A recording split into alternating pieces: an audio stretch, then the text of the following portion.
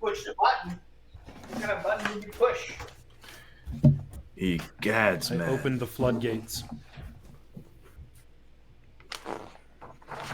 And released worlds.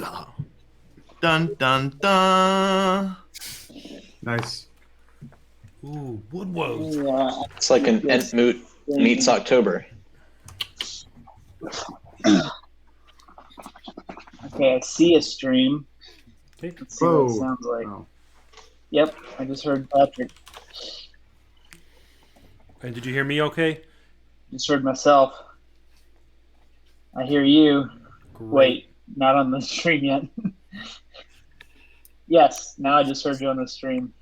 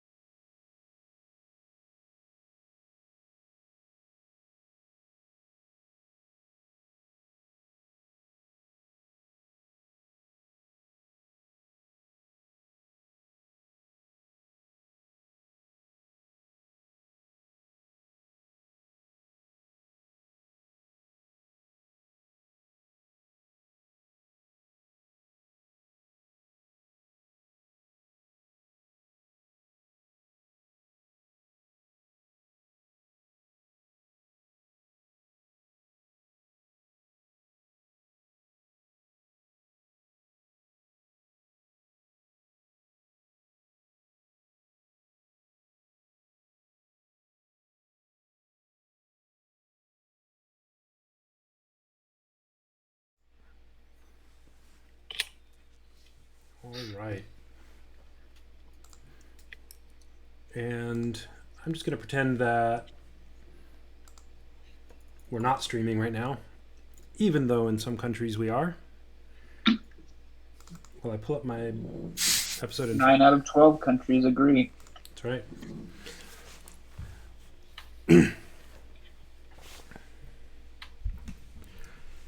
This is The Dying of the Light, Season 3 of the Starfall Collective. The Starfall Collective is a collaborative storytelling group using the Dungeons & Dragons game system as a vehicle for creating rich and compelling stories in a fictional world that we've been developing together for a while. You can find out more about the collective, as well as the stories we're telling, at thestarfallcollective.com. We're back with another episode. Let's find out who's in this episode. I'm Sir Robert Burbridge, a father and entrepreneur, and I am the host of this season's story. With me tonight are a few friends playing the characters in this drama. Please say your name, something about yourself if you like, and a brief description of the character you're playing. Matt? Hey, my name is Matthew Talamini. I'm a writer and web developer based in Providence, Rhode Island, and you can find my stuff at MatthewTalamini.com. That's Matthew, TALAMINI.com. I play Diamondback, the shirtless wizard, and probably shirtless again, finally.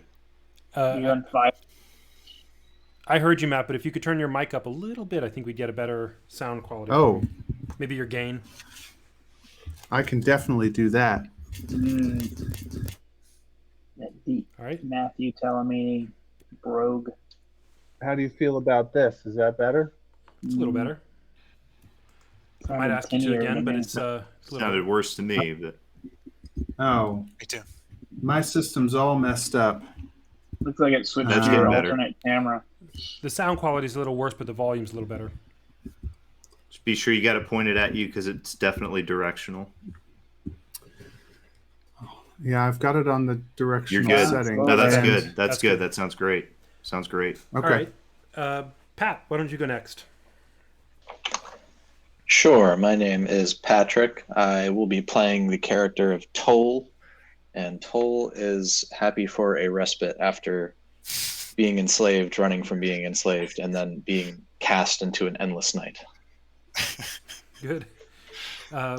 Dwight? Hello, I am Belvari. I am a human something. Druid. I don't have any stuff. And I was informed that I actually shouldn't have 1 hit point. I should have been unconscious and y'all would have had to drag me into the town. But that's how things are. Yeah. All right. And Jared? Hey, I'm playing Yoshka tonight. Sounds good. Josh? Hi, I'm Josh. I am also a web developer, and you can find my stuff all over the internet with JSUICH. And you can check out the Starfall Collective subreddit. We can talk about fan theories there. Tonight, I'll be playing Inkatink, a Kinku who you could say he has a voice, but it'd be more accurate to say he has many voices. Indeed. Well, let's get started. Before I get into the narrative, I just want to give a couple of quick updates, including experience for our players. Experience was really tricky to calculate this time because there were multiple conflicting groups that were helping each other fight for different reasons and things like that. So what I did, I just wanted to let you guys know this, but I also wanted to let... No. This is poker. Winner take all. that is true for some things, but not for experience.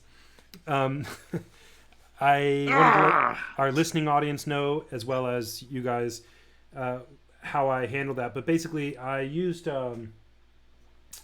the experience calculator on D&D Beyond to come up with the total amount of experience there was in the whole giant brawl.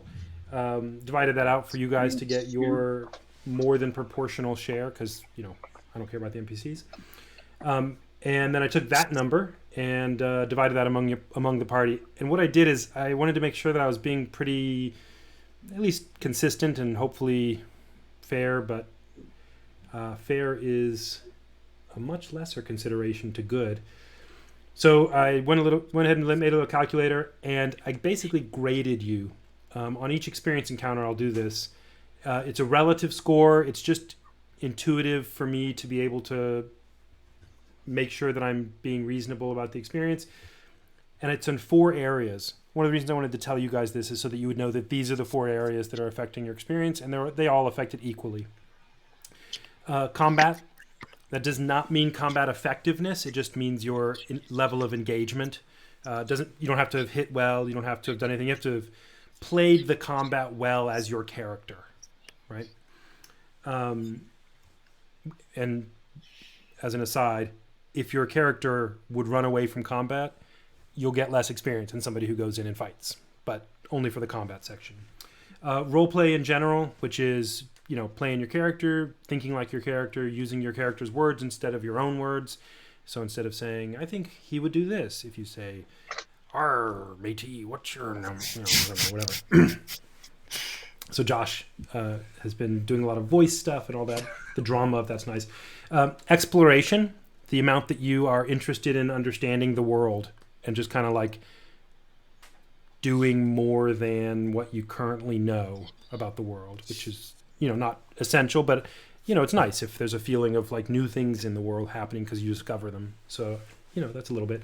And then finally, I just called dramatic inspiration, which is similar to D&D inspiration. It's just basically if you're doing stuff that even if it's not probably good for your character or something like that, but it's like dramatic or in a good way, or like what your character would really do, or it helps the podcast feel more gripping that way. I just rated those anyway, and then your level played a small factor. It's not very much. Here's some experience. Ready? I'm ready. Toll, you got 429. Awesome. Neno is not here, but I am actually going to give her experience here, which I'll do in a moment after I tell you guys. And Toll, you're level 1. You were level 1, right? Yeah, I was level 1, and I had 722 XP that had not been applied yet. So I'm currently at level 2, and then I think this will put me to level 3. That was fast. Well, we have to roll. We have to roll HP for anybody who levels up, right? That's right. Hate those rolls. Diamondback does. Splint got some experience that's not relevant here, as did Neno. Inkatink, 648.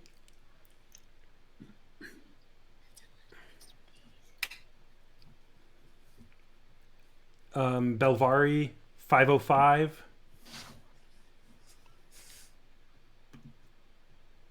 Diamondback, 818. Yoshka, 693.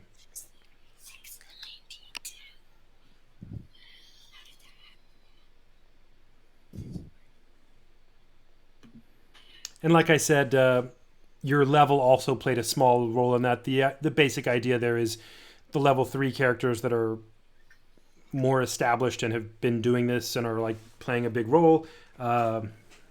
1, they need more experience to level, but 2, they also are, carrying the team in some way. But as you catch up, that'll diminish and Carrying the finish team. being diminished.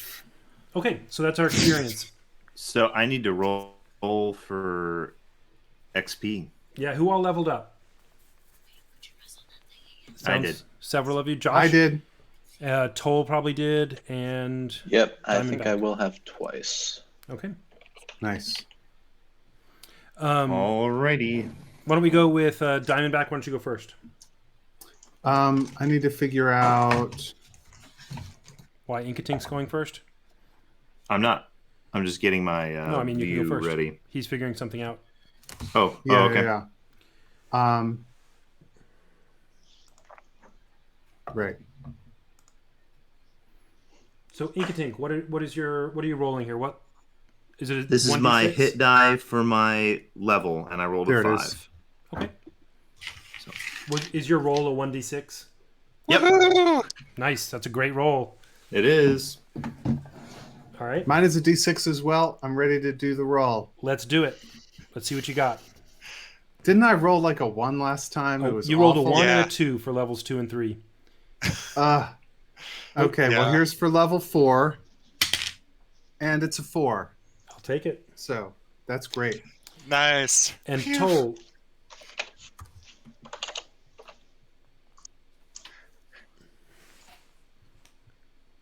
Do you know what hit die to roll?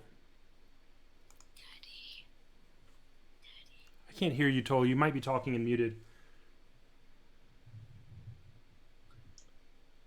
Yes, I was. Sorry, I got the icons confused. Okay, no problem. So is it a D6? I think for you, I'm looking at your character sheet right It here. most certainly is not. This can't be. I don't think this is right. It says hit dice 2d8. Yeah, so he'll roll a D8 No, he's- if he's already. yeah. Got it. Yeah. Okay, roll 1d8 for each level that you're rolling. Yeah. All right. So, Robert, I'm sorry. You're Got rolling. a 6 and and I'm a interrupting. 5. Wow, that's great.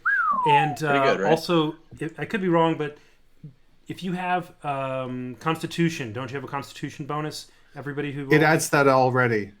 What's that?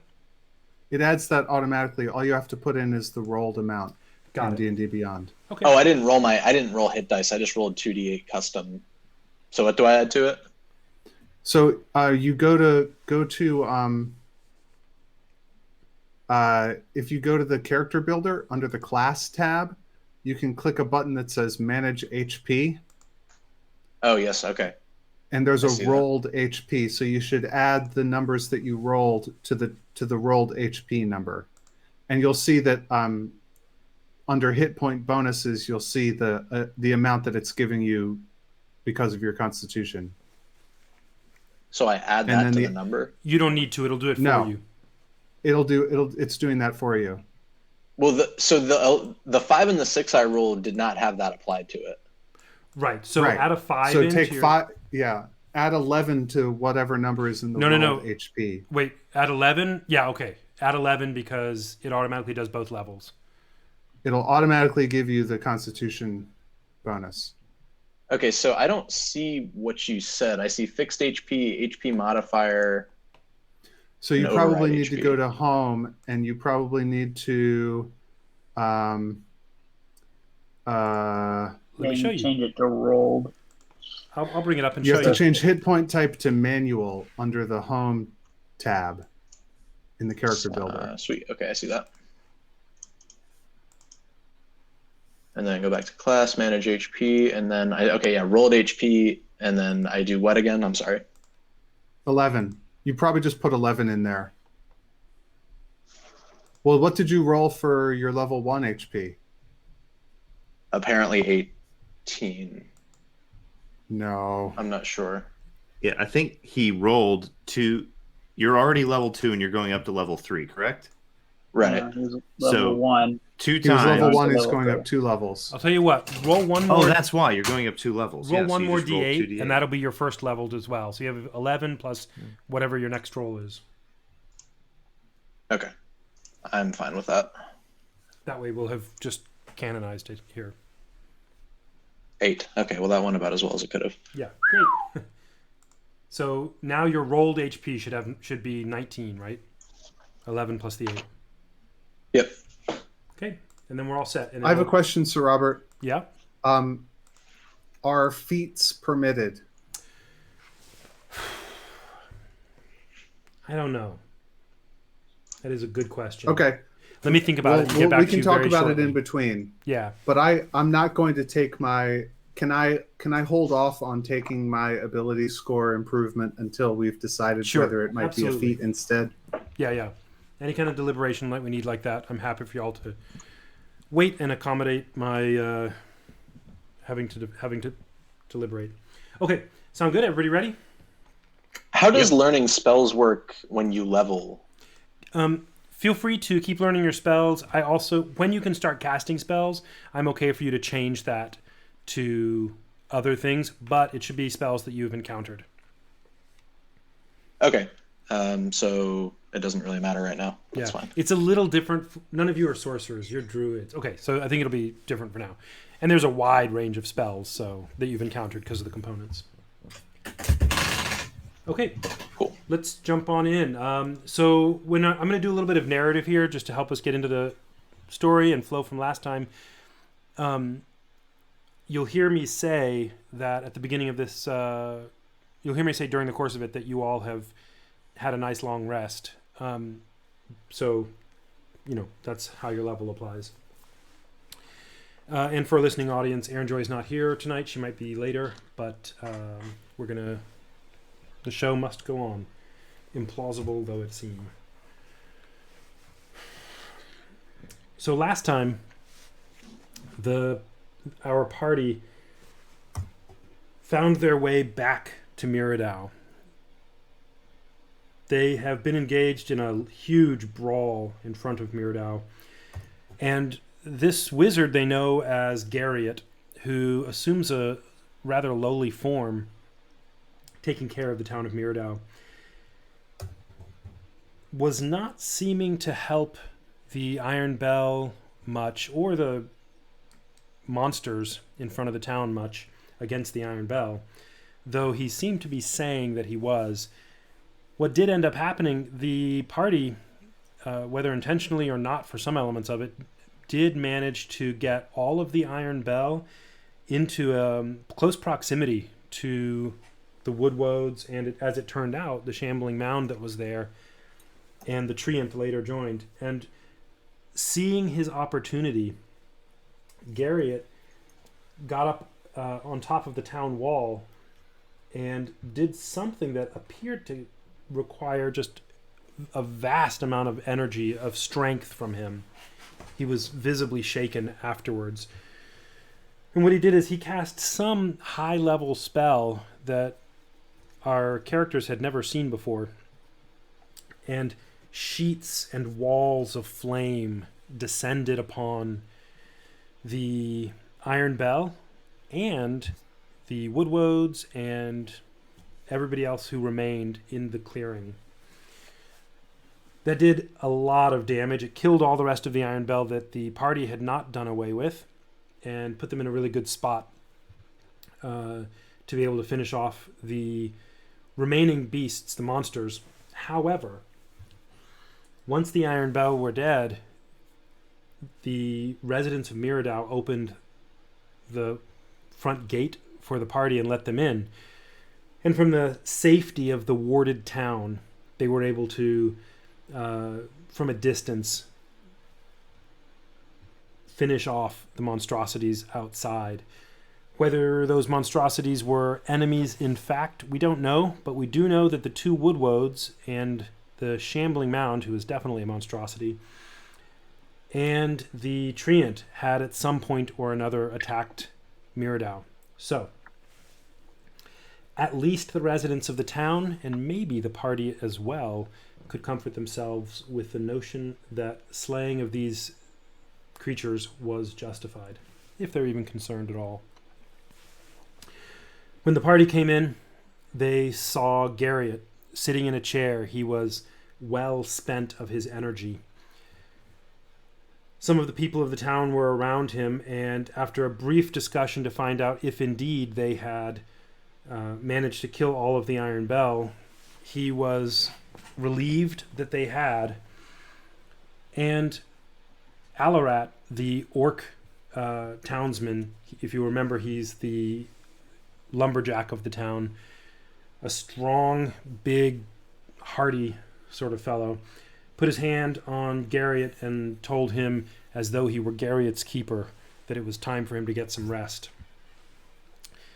He took Garriott back to Garriott's house and closed the door and planted himself firmly in front of it, a sight that no enemy would want to see, and did not let anything or anyone come near. The rest of the town manned various portions of the wall, looking out for any other motion, though none was heard that night. That none was heard during the next few hours. You all, the party, were given various places to stay, Neno, a forest gnome, was welcomed into the home of one of the halflings in the town, Urella, the widow.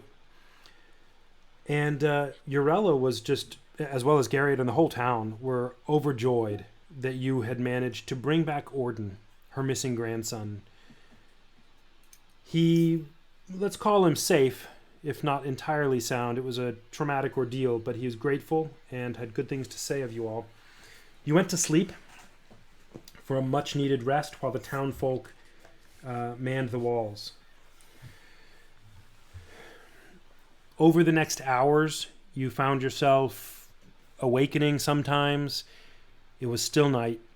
You would come out, and if you were well enough and awake enough, you would help take watch on the town walls. And if you weren't, you would go back to sleep and recover some more.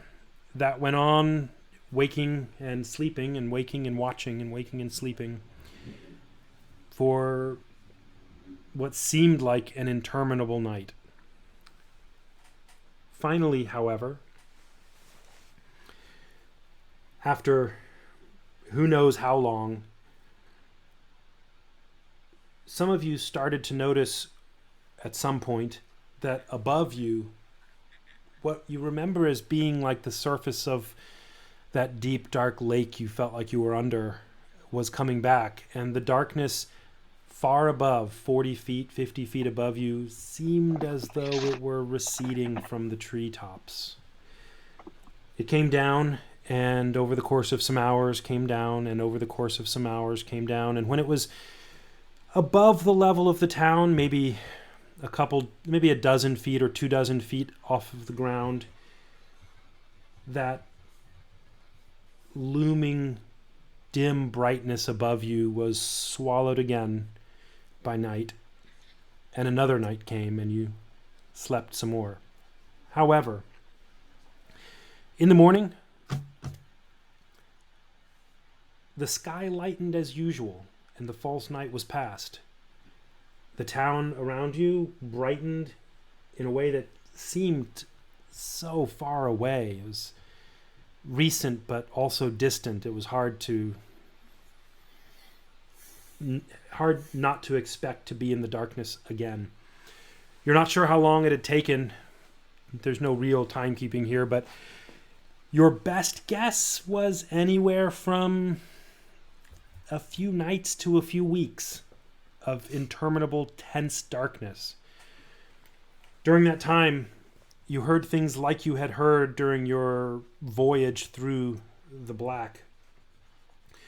You heard at times animals in the distance and the creaking and groaning of trees, but they got fewer and fewer, and there were not so many animals after a time, and eventually you kind of stopped hearing them. Perhaps they had calmed down, or perhaps many had been killed. It's unclear. You heard more and more creaking of trees, and several times one kind of tree or another came and slammed against the outer walls of Mirrodau.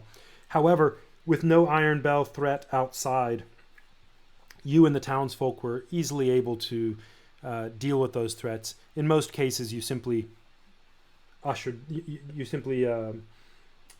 distracted them from you through the use of some component spell, and got them to go somewhere else. In a few cases, they were burned. In a few cases, you had to destroy them. But of the dozens of trees that came by and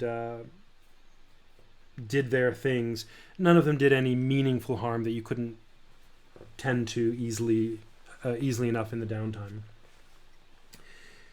Garriott did not emerge from his house at all for the remainder of the night. Alarat stood his post for a long time, but eventually, Ralden, a human in the town who was a farmer, came and relieved him, and they did several shifts. It's morning now, a new day. As you look out over the town from the wall, you can't see very far, but there is one thing you notice, everybody notices keenly. A lot has changed outside the town. The trees that moved through left these deep ruts where their, let's call them feet or roots, we don't know what, seemed to plow the earth up. And so many of them went by that a lot of it was torn and uprooted and turned. What's more, the rolling hills of the great tree. You remember your party is under one of the great trees, and it's a willow tree, and its giant roots make these rolling hills of landscape. The hills themselves seem to have shifted, as though the great tree writhed in the night. It's unclear what the impact of that is, but you can see that the forest isn't the forest you remember. The features aren't quite the same. You can tell where most of the road was, but much of it has been destroyed. One strange and eerie thing. With the returning of the light, in spite of everything having been upturned, there is no, or not much, exposed soil. An even grass covers more or less everywhere, as it did before. And you're not exactly sure what happened there, except it occurs to you perhaps you haven't seen any more of that running foliage. Maybe it stopped and has covered the ground again. It's morning, and Garriott emerges. He sees you, the party, all sitting, having breakfast with the townsfolk after your ordeal. Everybody has rested pretty well, but the stress hasn't quite left. It's not exactly tense anymore, but you're still tired in spite of being well rested. Garriott's door opens, and Alarat, who is standing guard again, steps to the side and, letting Garriott through, walks behind him as Garriott, with his cane, slowly and achingly seems to kind of stomp his way towards you, his cane clacking on the ground and then on the cobblestone of the square. He seems to be in a good mood and says, Well, you seem to have made it back. I wasn't sure, but I'm grateful to see you and grateful to see Orden." And he looks, and especially first, he looks at you, Toll, and says, "Now, and he picks up his cane and taps your scale mail and says, "I do recognize you, and I don't. Weren't you an orc before?" These people were kind enough to save me when they saved Orden here from the slavers, and the armor belonged to one of ours who fell on the trip back. The cleric. Yes.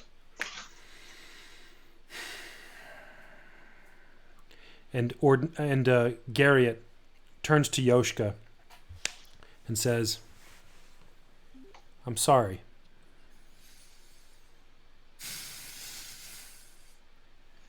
Was a hard trade. And Garriott, a halfling, short himself, walks over, and Inkatink has been sitting quietly a little removed from the party. Not all the way, but just a little bit. He's not sure exactly what's going on with all these people and what this town is, and whether he'll be received well or poorly or what? And Garriott walks over to him and peers at him a long time and says, "Well now, it's been an age since I've met one of your kind."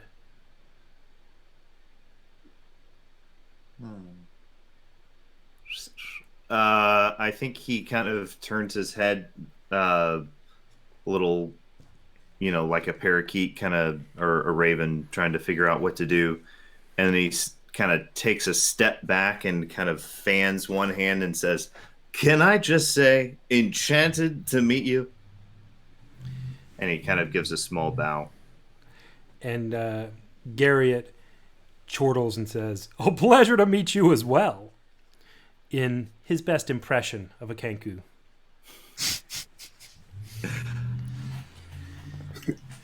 Doing impressions of a Kenku. Diamondback is standing near Garriott, And as though he would like wait on him, or just is around in case he needs anything, or okay, but hasn't really said anything and seems quite subdued, okay. although Bel- shirtless. Shirtless. Okay.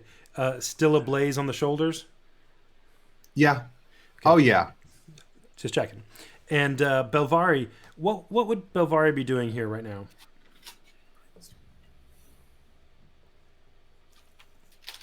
Muted. Dwight? If you're talking... Oh, there you go. He's probably hiding in the shadowy corner of the town. Okay. All right. Fair enough. So as he's talked to you and he turns around and greets Diamondback and says, "Oh, hello to you too, young wizard." Thank you for your help last night, Garriott. You are truly a great wizard. Oh, no. I just know a few tricks. However, you have a severe dryad problem. I remember. You told me all about it before. Thank you. I appreciate it. And Yes, he reaches. and last night they were particularly vicious. Were I don't know they? if you have some way of communicating with the plant creatures, but I'm sure you saw how many they killed. How many? Who killed? The walking plants, living Aha. dryad plant forest creatures. Well. Sometimes things that seem the same aren't the same at all. But, and he reaches his hand into his pocket, and without it looking or anything, almost as though he were putting on some kind of ointment or salve or some kind of lotion or something, he rubs some components that you can't exactly tell between his hands, and they create that puff that you're used to finally again in the light of that little bit of darkness, and he swirls his hands to make almost as like he's making a bubble, like a soap bubble would be made. And you recognize this as a detect magic spell, that he has done before. And he kind of almost is holding an invisible, it would seem, disc of a lens of detect magic in front of him. And he just does a quick survey around the town. You don't know what he's looking for, but probably trying to keep things safe or whatever. And he glances above him and looks around and stops again at Toll and says, well, I haven't met anybody else with one of those before. Tell me, where did you get it? Where did I get what? Oh, you're tricky. And he pulls his cane out, and he taps you on your shoulder, kind of behind you, where you are holding Splint's backpack.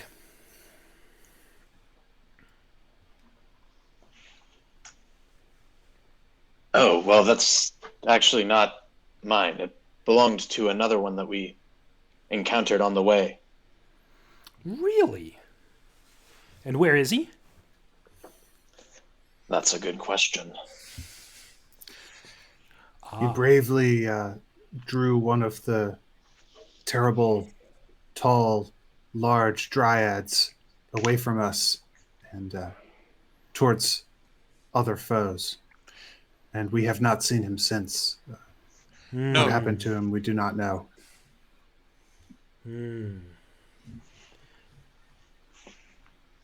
I'll tell you what. I was going to ask if I could take a look in the bag, but why don't we see what we can make of your friend first? See if we can find him so that we treat his things appropriately until his return. Good? Sure. Well, I've got some work to do. The most important thing, I know for sure there is the apparel of the bell outside. We should take care of this quickly, and then we can figure out what there is to do next. I know, and he looks straight at you, Yoshka, I know I've made you a few promises, and I'll keep them. But let's secure the town from threats external. Yes. Do you know even what is left What is Out left there? of what? out there of the bell and the world we knew? Well, the Bell are dead, and their belongings are strewn about, and if another party of the Bell should come, it wouldn't do well for our town. We've got to at least collect it up. Saying that, hearing him say that, Alarat and Ralden, who have been standing guard for Garriott, start moving around and gather some of the men and women to go out of the town, and they slip out through the front entrance, opening it just a bit to do that collection. Garriott, Belvari follows them. to leave the town? Yeah. Okay. Yeah. Inkit's Ink will go out to help search and scavenge. She has sharp eyes. Okay. Yeah, Toll Yeah, will go it's- help. I think maybe we all will. Diamondback is definitely interested in rifling through some Iron Bell pouches. And seeing you ready yourselves to leave, Garriott says, "Whew, you so helpful. It's hard to find good folk in these woods these days. They're dark days in many ways. But in answer to your question, young feller," and he wiggles his cane towards you, Yoshka, as you all are getting ready to leave. He says, "The world is as it was before. You know, the forest abides, but it has changed as well. These nights, when they come, whatever area affects them is usually not the same afterwards. That's okay, though. I still remember the directions to give you. I still know how to tell you. But, You Yeah. cannot see my family, can you? oh, I'm sorry. I cannot. Also, I looked for the young lady. The young lady you asked about. Yoshka's eyebrows go up. I didn't see her, but I also didn't find out she's not. And so I don't know what to make of her. If she was with," and he glances over at Diamondback and says, "well, some of the forest folk," then I might just not be able to know. If she was among my people, she has been slain by the Iron Bell, although I know not of whom you speak. The young lady you were looking for when you came. This one Well- doesn't tell me anything. Well, Garrett, we sure are helpful. Your Are best friend, thankful for. Sleen. No, not Celine. Aaron's Oh. character, remember? Davina. Davina. Vina. Sorry, go ahead, Yoshka. To put words to what I think we're all feeling, we sure are thankful for your protection. Send us off when you're ready and help us set your village right. Tell us what to do.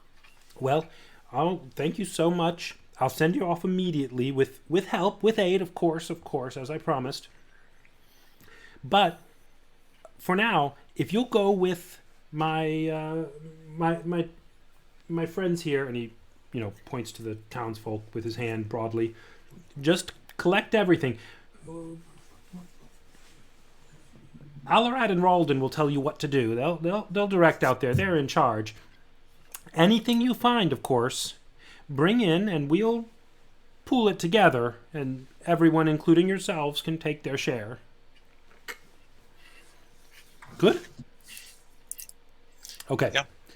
So, we're going to have you go out, and I'll just do this narratively, but you spend much of the day looking around. You do find the remnants of the pyre that was, the place where the fire fell on the Iron Bell. That was kind of rhymey. You find that, and there's not a lot to get out of that. That was an intense fire. You do find some piles of slag of iron that were there that probably were armor, maybe a bell. It's hard to tell at this point. It was an intense heat. And in that part, there are no components to speak of. However, as you make a good radius into the woods around you, you do find quite a few components of... in the component pouches of some of the Iron Bell, also just dead animals that you find near in the woods, dead plants that you have found, and to your chagrin somewhat, you do occasionally also find components that are considered taboo to have in the forest. You find the fingers of gnomes and the skin of orcs. Probably the kinds of things the Iron Bell, who have so little regard for the people of the forest, have taken just for their magic. It's a little bit gruesome work, but if you think of them as components, you find yourself able to not be overwhelmed. So it's a mixture of lots of different things, and you find them and you bring them back. One thing that... Sorry, I'm going to pour my dice out, so hold on just a sec. I have a question for one of the townsfolk who are out there with us while we're going through stuff. Okay. When we see the hunk of slag iron, Mm-hmm. I say to whichever townspeople are there, I say, your town, you practice many things forbidden by the Iron Bell. Is there any chance that you have within the town the means of working this metal? A forge. And A smithy. as you're talking there, Horan, who is a human leather worker, he's a town leather smith, overhears you and comes over and says, "We're not a big enough town for a smithy. We have a few implements. It's not forbidden by the bell, but they take a much higher tribute if you have that kind of wealth. We stay away from it. Though Garriott has some means of doing things with the iron that I don't understand. He doesn't ever show us. But he has used it at times to do the things he does."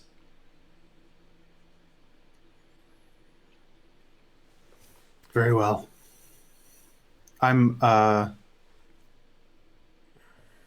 Well, yeah.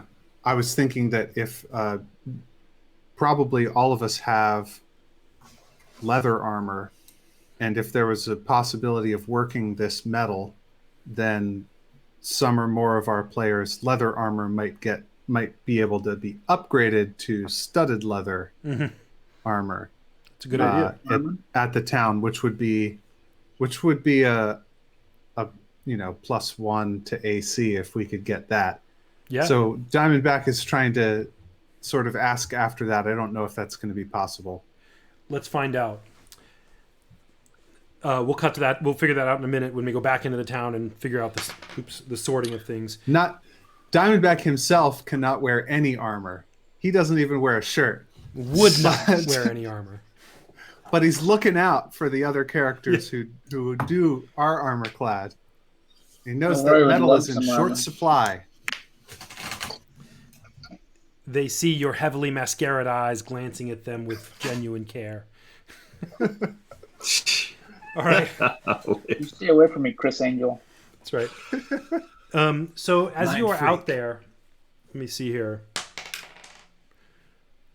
Yoshka, in one of the tangles of vine and thorn, you're clearing out some things and you see just carnage of the fight, right? The battle.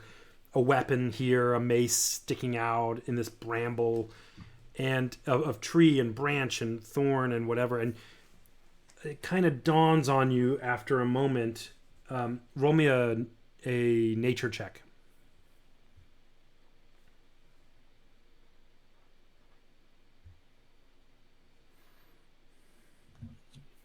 A 2. It kind of dawns on you after a moment that this bush is weird. But it's hard to get anything out with that 2, and you see that you need to get some of these things out. So you call out to one of your friends, one of your allies here. Who do you call to? Probably Toll, if he's nearby. He's Yep. the biggest. Told, you want to come assist? Why don't you call out to him? Toll! Yes. Toll, will you help me with this? It's big. Sure.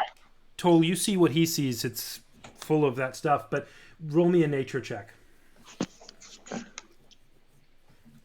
I have +5 to nature, so aside from being the biggest, that was not a bad call. 17. Good. 17. With a 17, Toll, you're pretty confident that this is either the remains of or a portion of the remains of the shambling mound. It's got stuff sticking into it and through it at different angles that it seems to have pulled together. As you two wrestle with this for a good 10 minutes of getting things out, you don't want to leave anything that, could be identified. Toll, you find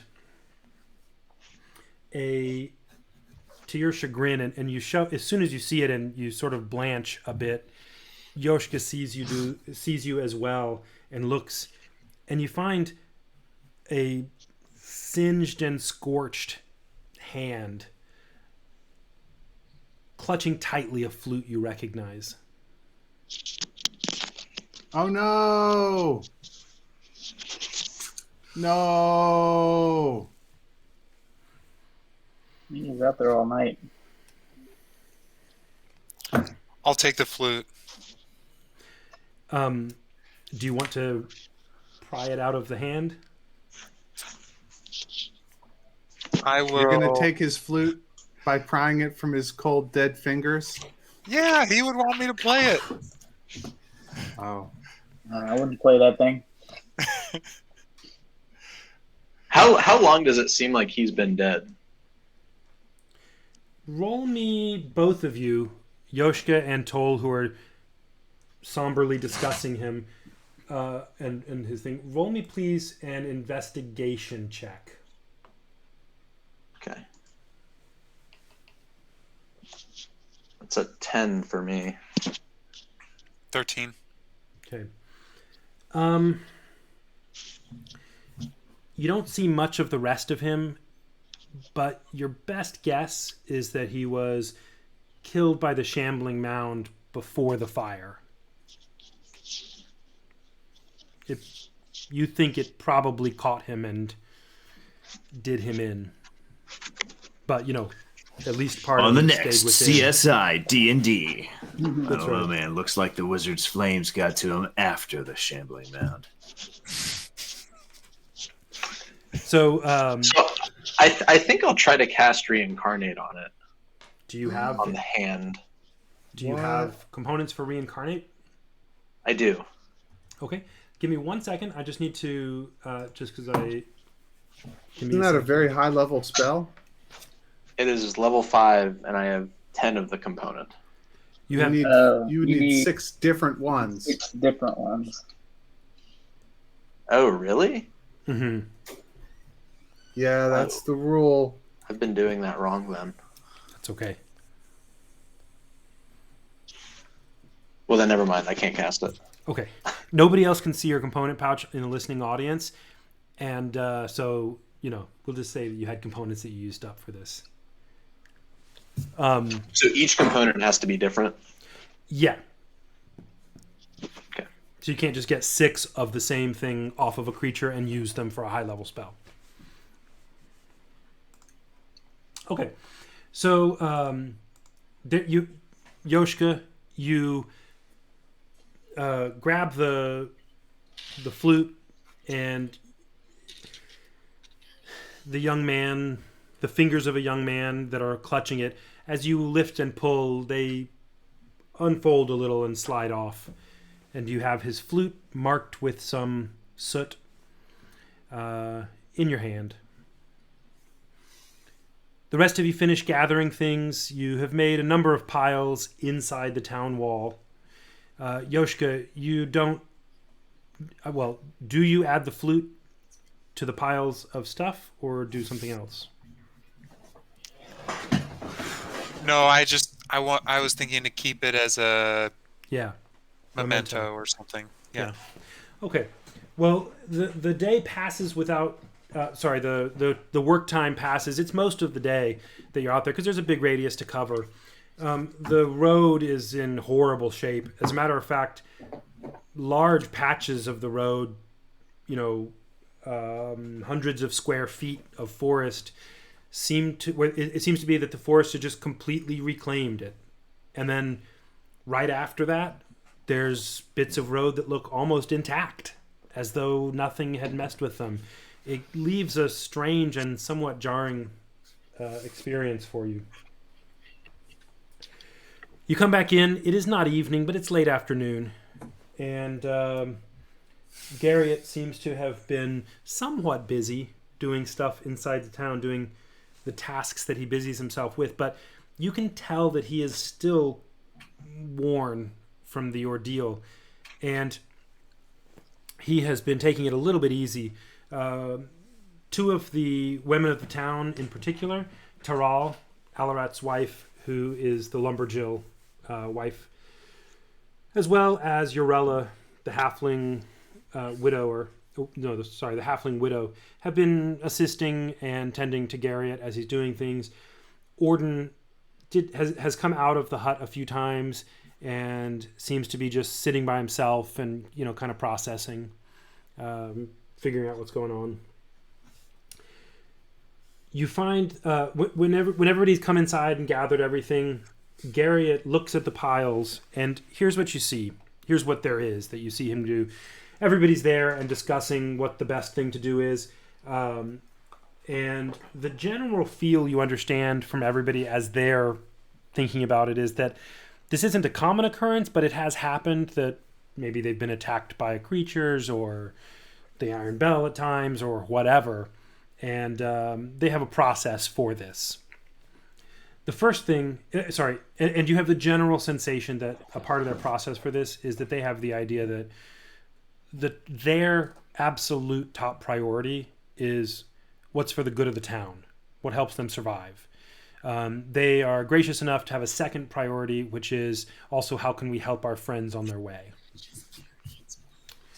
So here's what you have. You have a pile of slag, iron, probably mostly. It's hard to tell what kinds of metal it is. But there you go. There are some maces that were the weapons that this patrol of the Iron Bell seem to have. There are several maces that are in a pile, a couple of them more damaged than others, a couple of them in decent shape.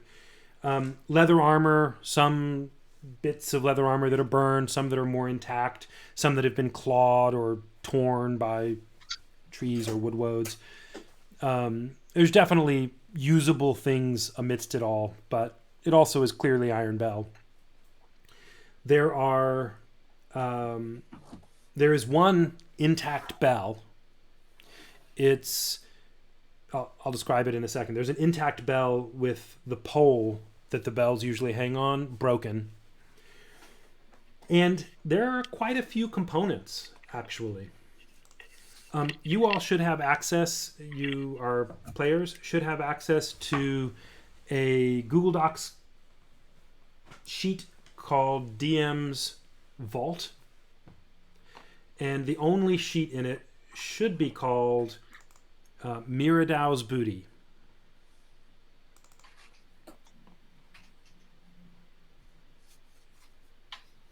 You find it? I see it. And indeed, I have already gone through and marked those components which Diamondback would have probably already grabbed as soon as they were available by the time anybody else gets to it. So what you see, first of all, when this pile is there, the very first thing you see is that Garriott kind of limps over to it, does that thing with his hands again, and there are a couple of you, especially you, Diamondback, because you're almost always standing a little behind Garriott and to his side. You can see through his lens that there are a couple of things in this pile of several hundred. There might be 1,000 little components that have survived. There are several of them, a dozen or so, that certainly have a lot more magic. He, looking through that lens, just with fingers, just plucks out several components. You think he may be able to tell what they are, though you yourself can't. You haven't noticed any discernible pattern to the swirling of the blackness, but maybe he has. And he picks out a number of things that were quite magical. But he doesn't take everything. You know, he just takes maybe a dozen items out of 1,000 that he fingers through. He takes them and hands them to Alarat, who puts them into a pouch and just kind of cinches them to his side. Of the rest of them, he turns to the townsfolk and says, "There's some interesting things here, some interesting things." And he turns to the group of you and says, "Why don't you all take what you will? Please help yourselves." Yes. So hold on. Many of these things will be useful to the town, but also I think we can spare any of them that you would like. If I cast Detect Magic, can we retcon a little bit where when Diamondback sees Garriott looking through his lens thing, Diamondback himself will cast Detect Magic so that he can see what Garriott is seeing? Well, you're looking through his lens behind him. You're behind him looking through the lens as well. But I see that he's looking at the components to see what they are. So yeah, I want to do that too. Sure. I want to find out if I can what he picked out, particularly being interested in whether he got another one of the thing that he showed me earlier. Okay. Yeah, we can do that. Here's what I want you to do for me, Matt Diamondback. Roll me. Yes, ask me to roll something. Roll me. There's durian tree wood in there. Gross. I would like you to roll me 2 investigation and 2 arcana. Whoa. Okay. All right. Investigation number 1 is going to be a 15. Okay. Investigation number 2 is going to be a 23. Great. Arcana number 1 is going to be 20, 18 plus 2. And Arcana number 2 is going to be a mere 7, 5 plus 2. Okay, and for the investigation. You had a really good roll there first, and one of the things you notice is that he's doing this differently than you. When he rubs the components in his hands and then he makes this symbol, what I want you to do now is roll me a sleight of hand. No, let's make it a perception check. Okay. Can I want to use my inspiration, which I've had for a long time, You to may. get to I rolled the same thing again. It's only an 8. An 8? 8. 8. Yep. Okay. Here's what you notice. Can't believe I used my inspiration to get advantage on that roll, and I rolled the same thing. That's rough. Sorry. Here's what with your good investigation, you noticed that there was something to watch about his hands. He was doing something that looked like just a previously random motion, but you think not this time. You don't pick out exactly what it is that he did with his hands, but what you do notice is he had a kind of motion with his fingers that you think you can replicate, and maybe it'll do some good. And I'll tell you about that in a minute. But from what you perceived, every time you see him do this thing again, every time you see him, you can roll me another perception check and glean some things, perhaps. Okay. So as far as your Arcana check, what you do notice, and I have my list here. Let's see. Hold on. You are able, because you had a 20 on the Arcana, right? An 18 plus 2 on one of the Arcanas? Yeah. Okay. Yeah. What you do notice is, give me a sec, blah, blah, blah. Sorry, I've got to do that and do that. Okay. Are those it? Those are not it. Sorry, one sec. That was the wrong sheet. That's the right sheet. Okay. You are able to pick out 3 spells that were powerful spells off of the dozen or so components that he very quickly. But you were able to identify 3 of the spells. Give me 1 second. I will tell you which. Astral projection. Whoa. You may not know what these spells do, Diamondback, but you have a sense of what kind of magic it's leaving your body type of stuff, even if you don't know the spell itself. So you saw him do that one, grab that spell out, and Divine Word. Whoops. Sorry, that was on my keyboard. And he grabs another spell. Sorry, that is not the right one. That is not one we have in our thing this time. Another spell that is a really weird looking one to you. As a matter of fact, as he grabs it, the black swirling magical stuff around it seems to freeze in place, except it's moving with his finger, and it stops looking like it looks wrong. The swirling isn't swirling, and it's kind of making these jarring motions, and he gives it to Alarat, and it's gone before you can see more. But you recognize the genre, and I'll tell you the name of the spell, as Time Stop. Interesting. So he's definitely getting some high-level stuff. He pulled out some high-level stuff. Your guess, I'm going to tell you this as a player, would be level like 6-ish plus stuff that he was getting out of there. Okay. So yeah, you guys, I'm going to give y'all access to this DM's Vault, Mirrodal's Booty, all next week. So I'm going to remove your access from it starting next week, but you can take your time, pick out stuff you want from it. Please don't delete them. Mark them so that I know which ones you're taking, so that I can, make it go right.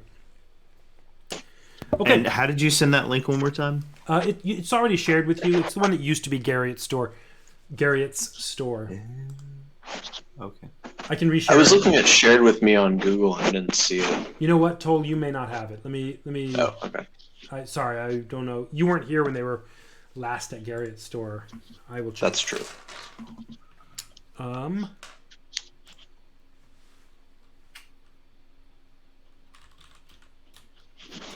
Yeah, I don't think you have it. Okay, let me add you real quickly. I apologize. Okay, no worries. You are Toll, which is that guy.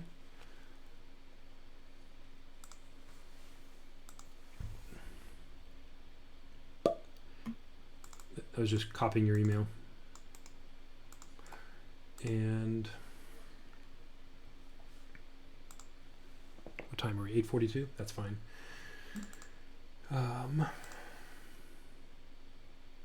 DM's vault. DM's fault. It is always. Josh, did you find it? Yep. Okay, great. Patrick. Oh, wait a minute. There it is, Patrick. Yep, I see it. I tried to make him super like smoldery. Macho. Yeah. Beautiful.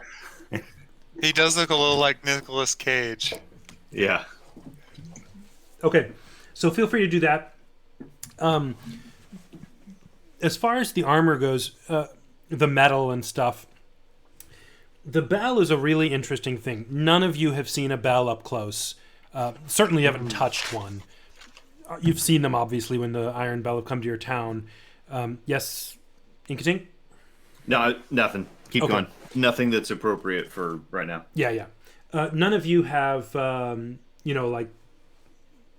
certainly never gotten close enough. Even if you could have, you wouldn't have, except for, because of fear of the Iron Bell who would have been holding it. They don't leave these around. Garriott walks over to it, and it's not very big, this particular bell. It doesn't have a deep sound. It's about the size. It could probably hold in its inner portion about 2 gallons. So it's not huge, but it's hefty. Garriott walks over to it and thumps it with the metal. You may have remembered before, but his staff has a little metal cap on the end. His cane, and he taps it with that, and it doesn't gong because it's of course laying on the ground, but it makes that sound, and it's close enough that involuntarily you all shiver a little. He points to Alarat and says, "Let's be careful with this." And Alarat nods. He's a huge orc, just exactly like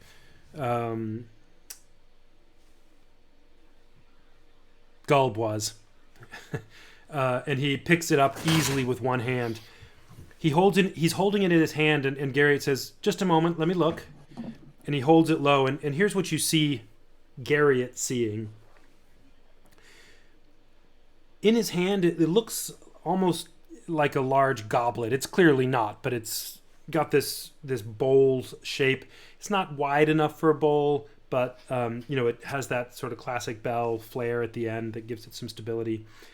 And in Alarat's huge hand, it looks like it could be a large stein or something for him, except without the handle.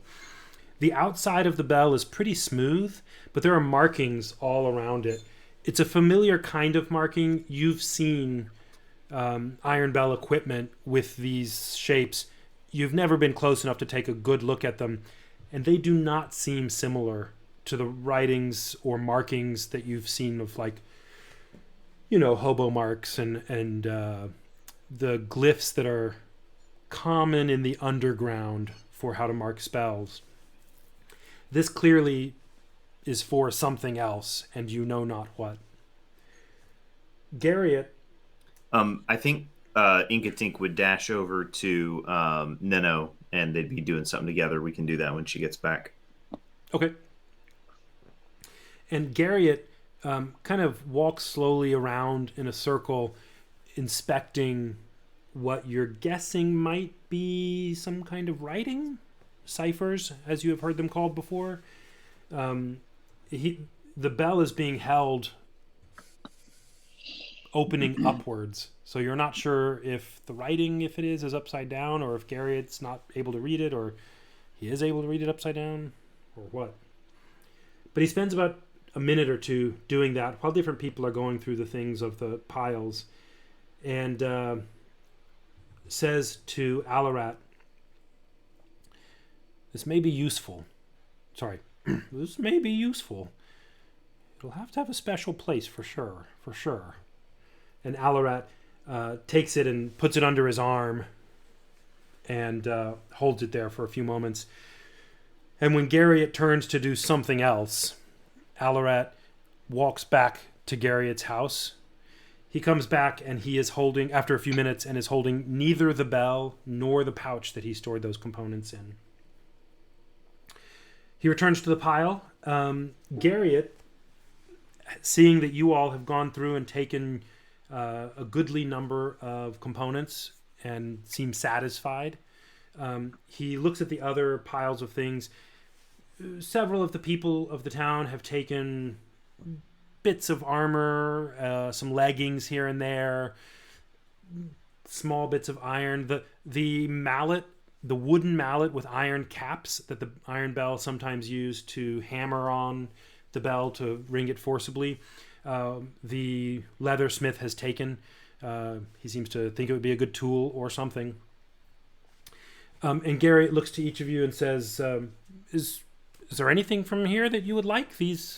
I'm not sure I would advise you to be walking around with the equipment of the bell, but, there's also some good scrap. Belvari would like some armor if there's some that looks like it fits him. He'll wear a cloak over it or something. Are you in the town, Belvari? I don't know. Sure. Did you come back in with people? Like it's for the evening? Okay. Sounds good. Yeah, I'm going to take their fingers. Whose fingers? Iron Bell fingers. Okay. I'll tell you Make what a I'm gonna necklace. Do. I will roll you to see if you can find some fingers. I'm going to roll.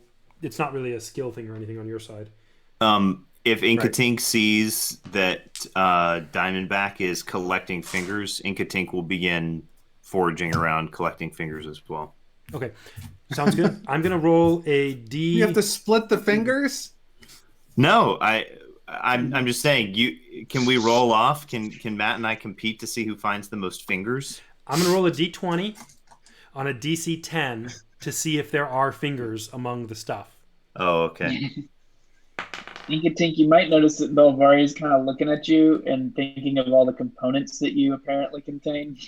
There are some fingers.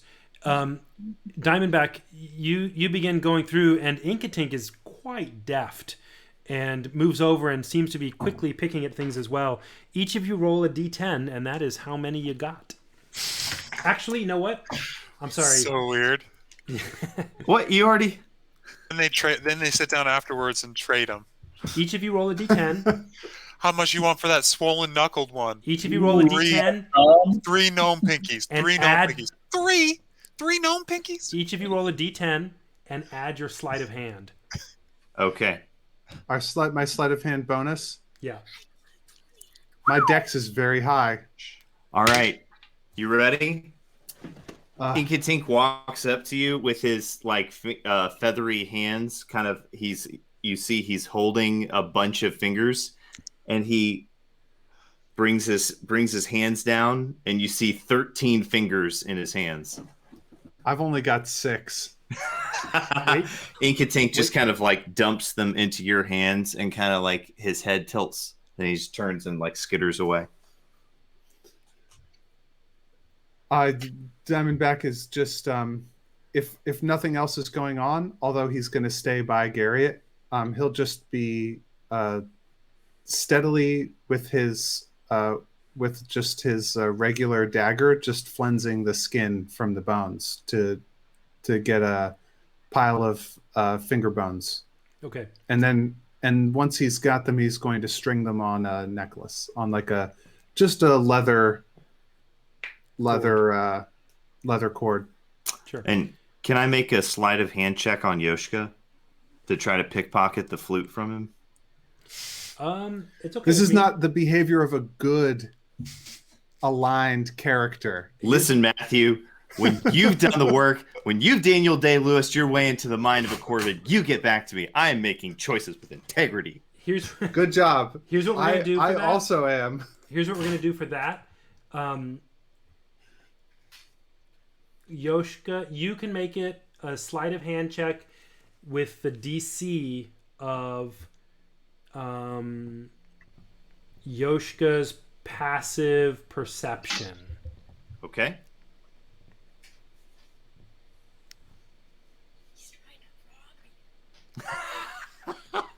What you got?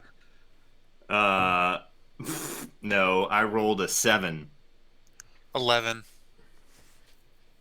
So the DC was an 11. Okay, yeah. So you. I'm gonna pretend. Yoshka, I'm gonna pretend not to notice. Actually, Okay, so he Inkatink pulls it out and like looks at the pocket and looks up at Yoshka, and looks back down at the pocket and looks back up at Yoshka, and his head kind of like tilts, but then he just kind of slowly starts backing away with the flute. Flutes And he require goes into the woods with engaged a play. with a file and stuff, and he starts working on it, and he Wait. makes it pretty. Yoshka, are you going to let him take it? Yeah. Okay. And Inkatink, the door of the town gate is closed. It's getting to be evening. So do you want to just Okay. proceed to some part of the town or actually go out into the woods? No. He's just going to go back into town and find Okay. a quiet place and fix up the flute so that it doesn't sound like, and so that it actually sounds like a. I'm not sure You if know. this flute has that ability. You might just throw it away and carve a new one. Yeah. It's important. It's important to fix this one. And Diamondback, are you going to mention anything about what you talked about the metal? Yeah. I don't want to bother Garriott about it. It seems beneath him.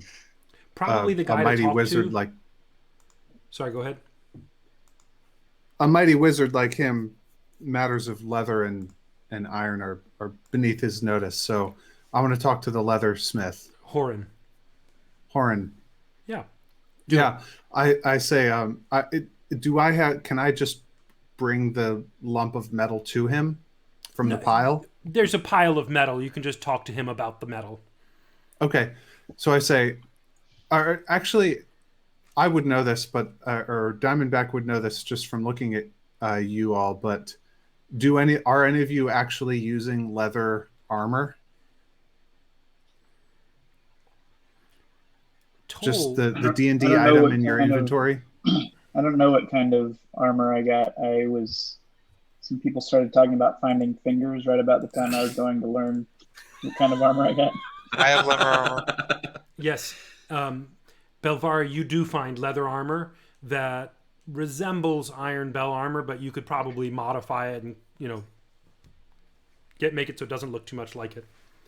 Okay. So yeah, I'll say to this leathersmith, I see that you are a skilled worker with leather. My friends are going to be going out into these terrible woods again. I've heard that it is possible to combine the features of certain small amounts of metal with the leather of armor to produce a stronger, more effective defensive garment.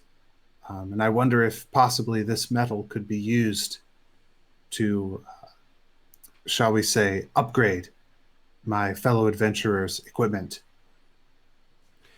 And you see Horan nods and he's thinking about what you're saying. He looks at the pile of metal and he walks over a couple of feet away from you and picks up some of the not very usable scraps of leather and that have some studs in them. And he comes back over and he flexes them and inspects how they're made and says, I, I, I think I can do that for you. Give me. I'll need the night. If it's okay with Garriott, if we're permitted to stay that long, then I would appreciate it very much. Oh, sure. Do you require payment of any kind? I have components, and I do have some small amount of silver and gold. He glances over at Urella and Orden and says, it's already paid in full. Thank you very much. And then Horan turns to the rest of you and says, any of you want some studs in your armor, give it to me before the night. I'll take care of it this evening, and you'll have it back in the morning. And in particular, he looks at Yoshka and Belvari, but anybody else, Toll, you'll know that it won't be of much use for what you're wearing. Yep. Inkatink, Belvari asks if he can put the studs on the inside. yeah, that's common practice. Yeah. Nice. Thank you. Sorry, ask him. Can you put the studs on the inside? He waves his hands to make it look all like secret. That I can. Well, there might be some that needs to show, but I'll see what I can do to hide it. I take your point. And then Yoshka, are you up? You want to do that as well? Yes. Inkatink, I don't actually know what you're wearing, so do you want to do that? Inkatink is wearing the scales / feathers that he has grown over the course of time. Right. And then just some clothing on the outside of it. And a black loose hanging robe. Okay. So the townsfolk don't really know what to do with Inkatink. You're not something they're familiar with. Although, since Garriott seems to have been friendly to you, they are too. They don't have a problem with you. This is where we're going to take our 10-minute break. It is 8:58 by my clock, so we'll be back in about 10 minutes to finish up our episode. In this meantime, we need to talk about, I think we're going to have a couple of discussions here. Let me go off camera for that, but we will talk about feats and other level sorts of things. Plus, I have a little bit of prep to do. So we will be back in 10 minutes. Thank you for listening, and we appreciate your patronage.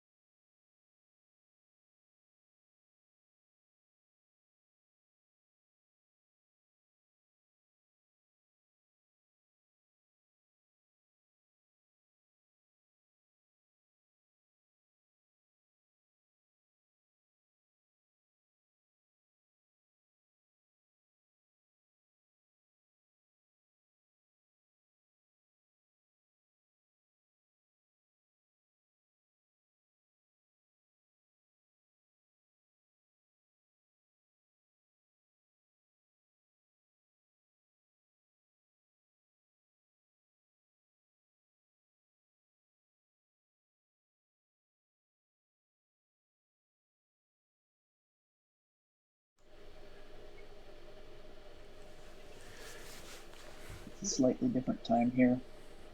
This is The Dying of the Light, Season 3 of the Starfall Collective.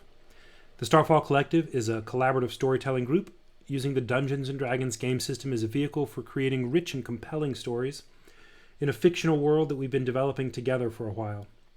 You can find out more about the collective, as well as the stories we're telling, at the starfallcollective.com. We're back with another episode. Let's find out who's in this episode. We'll go briefly. I'm Sir Robert Burbridge, a father and entrepreneur, and host of this season's story. With me are a few friends playing the characters in this drama. Please say your name, something about yourself if you'd like, and a brief description of the character you're playing. Why don't we start with Jared?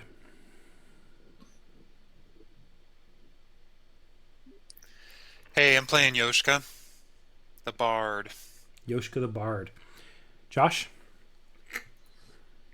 I am playing Inkatink the sorcerer. And Belvari? Dwight? Novari is a human druid Mhm. who's 16 years old and very sneaky. And Patrick? Hello, I'm Patrick. I am playing Toll, whose pockets are jangling heavy with new components. Good. And Diamondback. Matt. Hello, my name is Matthew Talamini. I'm a writer and web developer based in Providence, Rhode Island, and you can find my stuff at MatthewTalamini.com. That's Matthew, Talamini.com. I'm playing the shirtless wizard Diamondback, who has recently, in addition to tight black pants, no shirt, permanent flames flickering from his shoulders and the back of his neck, has recently upgraded his wardrobe with a leather necklace that has the finger bones of his enemies strung on it. 19 of them if he's not picky. Oh, I thought it was 21. 19 then. No, I had 13 plus 8, you had 21. 6. Oh, you I had mean, 8. each finger thought you had has like 6. 3 bones in it. Yep. So, previously, the party has been interacting with the townsfolk of Miradau, and they have secured the town against the discovery of their treachery against the Iron Bell by gathering all of the remnants of the battle from outside the town, bringing them in, putting them in several piles. All the people of the town have taken various things and have generously offered first choice of magic components to our party. While they were doing that, the townsfolk got different things. Belvari took a bit of leather armor, some Iron Bell leather armor that he thought he could reasonably refit to not look like it belonged to the Iron Bell. Diamondback has taken finger bones with the help of Inkatink that he has found amidst the rubble, and has fashioned himself some of the latest fashion wear for the season. And Inkatink came up to Yoshka and, let's say inconspicuously, lifted Splint's flute, his pipe, from Yoshka's pocket and then ran away with it. It's been a few hours. The townsfolk have done their things, and Diamondback, on behalf of his armored friends, has asked some of the townsfolk if they could help by letting them use some of the found metal to create studded armor out of their leather armor in an effort to try to improve their defenses and help them to do well in the wilds, because they are going to be returning soon. We pick up. It is just time for the communal dinner. The town does not have dinner altogether every night, but they do always have dinner available in the square for anybody who wants to come. And, sometimes some of the families do and sometimes others. And whenever there are visitors, the visitors are invited, and you are invited. So, we pick up with. Give me one sec. I have names. Here we go. We pick up with Laren. She's the town weaver. Comes with a nice big pot of a similar kind of stew to the one you've had before. It's, pretty typical for a small hamlet to have some good staple foods. It's got beets in it. It's got, little bits of what you're guessing are squirrel or pig or things like that. And it's good. It's a good solid stew, and it's nice to be in a peaceable place for an evening. The various townsfolk are sitting down. Why don't you all tell me where you would sit yourself around? There are slots open at the various benches. Garriott is sitting in the middle of one side. Other people are sort of in places that seem somewhat random to you. The kids of the town, there are some of them are running around, and it's twilight. How close can I get to Garriott? Do you want to sit across from him so you can see him, or next to him? Next to him. You can get one person away, so somebody between you. Okay. Alarat does not leave Garriott's side, and Urella's on the other side talking to him. He probably has to bump me out of the way to sit down next to Garriott. Okay. Sounds good. Belvari looks for the kids' table. Inkatink goes past Yoshka and tries to unburgle the flute into his pocket. Put pocket? Can I repocket him? Do it. Sleight of Can I hand make a against sleight- his passive perception. Okay. Actually, against his active perception this time. Roll perception. Okay. –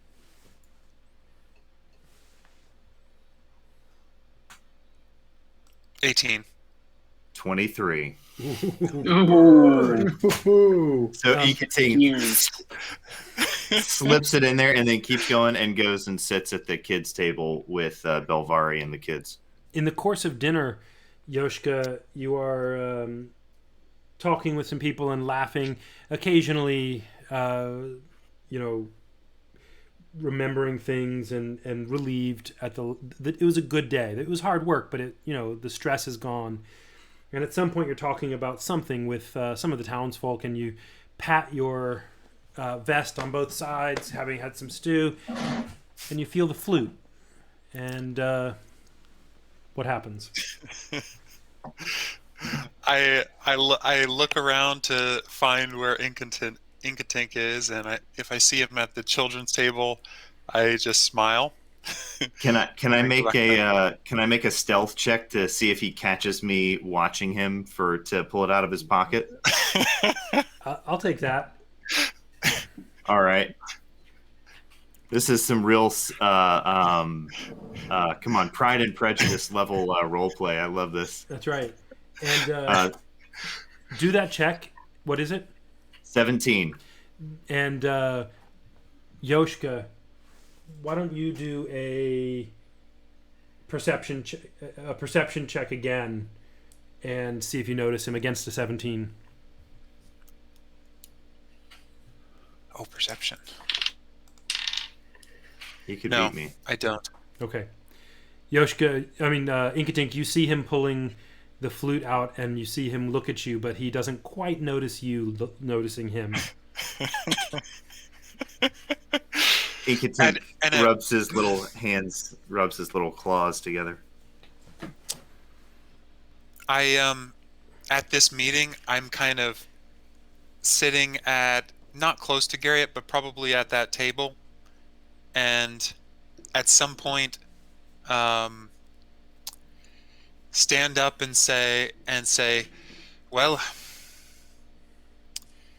we have all been through some things, and this has produced a few songs in me. Will you indulge me? And the whole crowd nods. Oh, sure. Please, please. What kind of what instrument would a bard most frequently be accompanied by? It really just depends. I think, Yoshka, you had an instrument before, right? A stringed instrument? Yeah, but I left it at that town, that Yeah. trading town. Yeah. Hmm. So this is Belvari your... A Goroda? knows how to play and has a Yeah. drum, so he will He knows how to play what? knows how to and has a drum, so he Okay. will accompany with his little hand drum. Inkatink scurries up to him and motions him like to come down, and he whispers in his ear in a little girl's voice, "Can you hum it? I can help you." Mm, mm-hmm. Do do do do do do do do do do do do do. Do do do do do. And so Do do do do. you see him start to catch on, and so as he's playing, imagine that there are strings accompanying him. The mist rolled up the river, it came in heavy swell. The young men were a racing it, dodging the bell. They were not hardened soldiers, they were all just refugees. They snuck into the slave camp to set the captive free. These folks were gathered by the trees like arrows for a bow.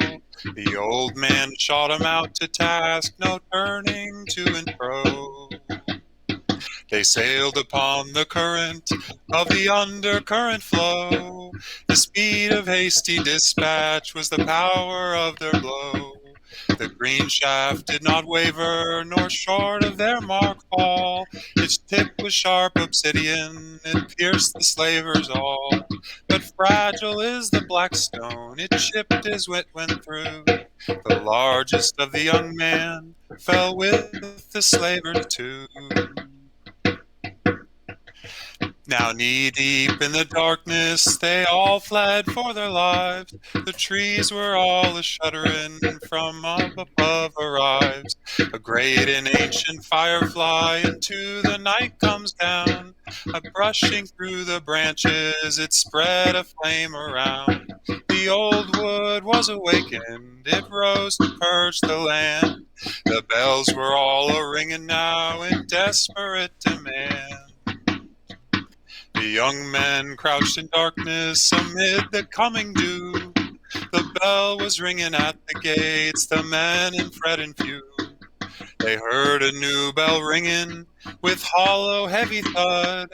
The wooden drum was beating now, a calling for their blood. The metal all was crumbled and put into the ground to fertilize the soil for the next stage coming round.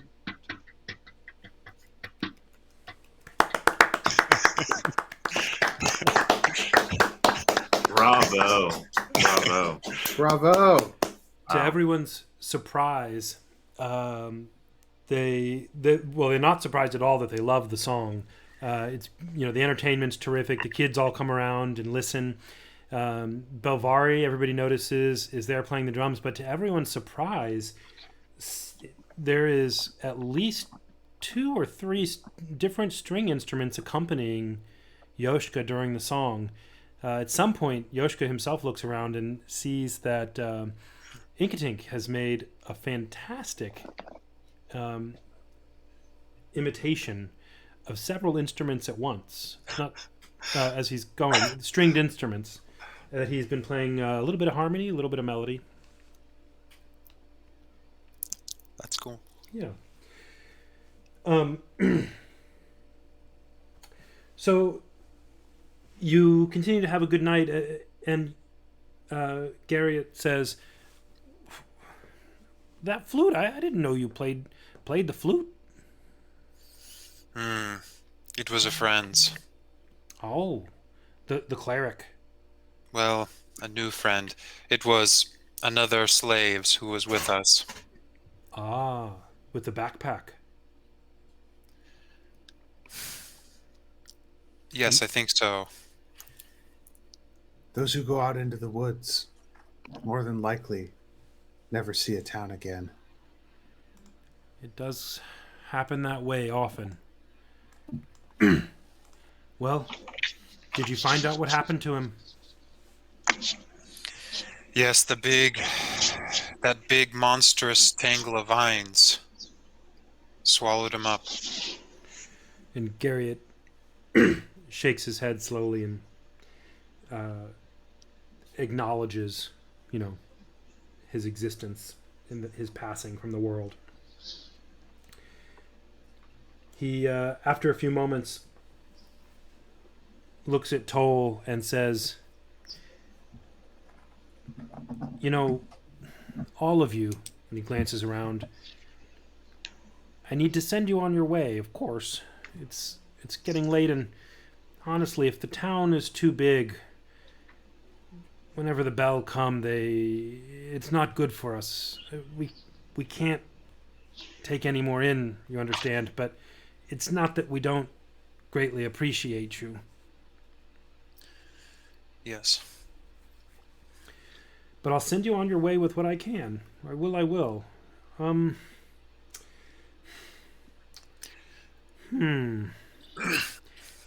Not to be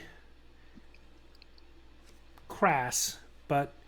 And he reaches across the table with his cane again and taps Splint's backpack that Toll is holding, and he says, there's something in there that you should know what it is.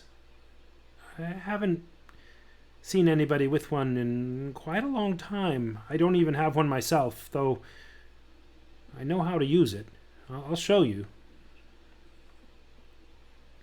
Okay. We should do it, and then he looks around, and you get the impression that he tries to keep the people of the town from having to know too much, to be burdened, and he says, let's do it after people have gone asleep. And then Horan leans over and says something to him. You can't quite hear what, and Gary says, Horan here says he's gonna fit you out, a couple of you with your armor, so why don't y'all give that to him, and he'll take off. We'll have it ready in the morning. You stay the night. Leave bright and early. That'll do. Good? Yes, but what's to be done with these trails? I don't know that you have trails anymore, and I know you do some trading. Should we both work together to clear them? At least some? Oh, no. It's better for us and a more peaceable life all in all, the fewer the people that come. The trading's nice, but we're fine without it. Okay. If it's harder for the bell, if it takes longer for their next visit, we won't mind. Okay. Thank you. So, Yoshka and... Sorry, go ahead. Belvari would like to tug on Garriott's robe as things break up, if things are about to break up. I'm sorry, could you say that again? Belvari just wants to tug on Garriott's robe and get his attention Okay. as he starts to hide, walk away, or...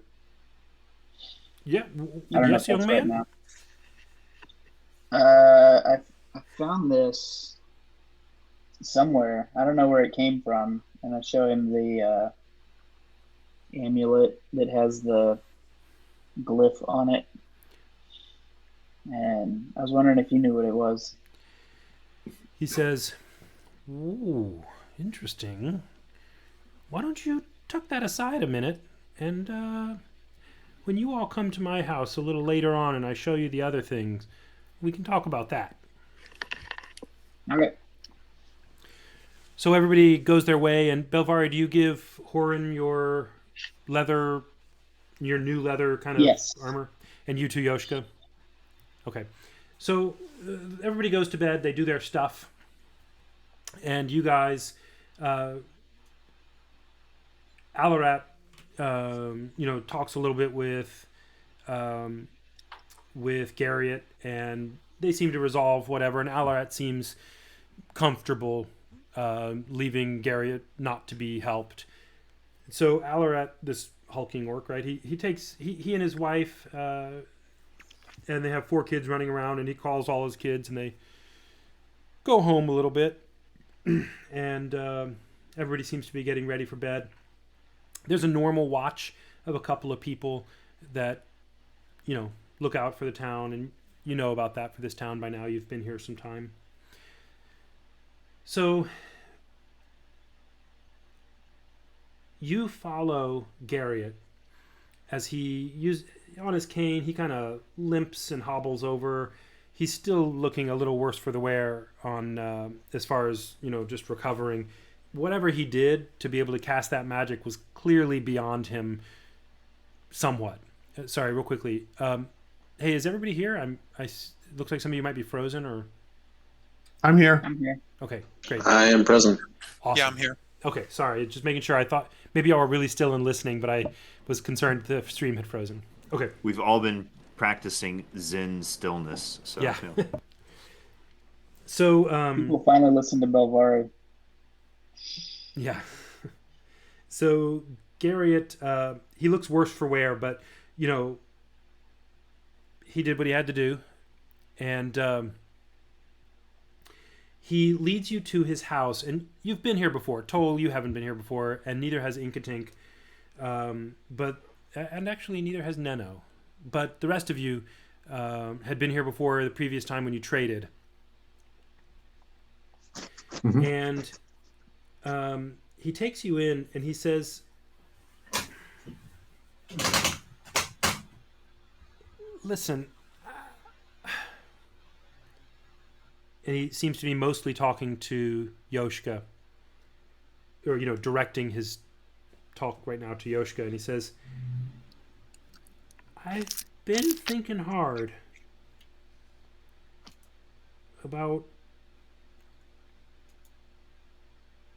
what to give you on your way.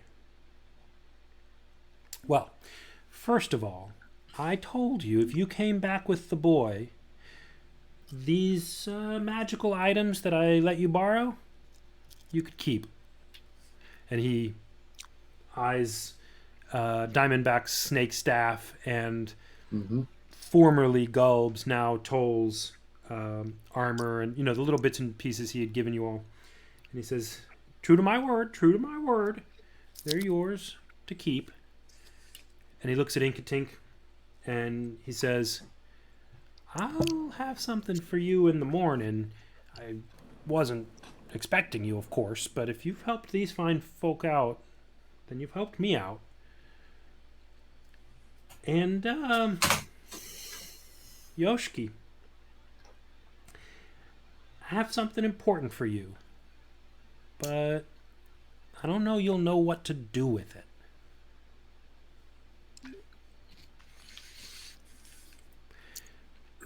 And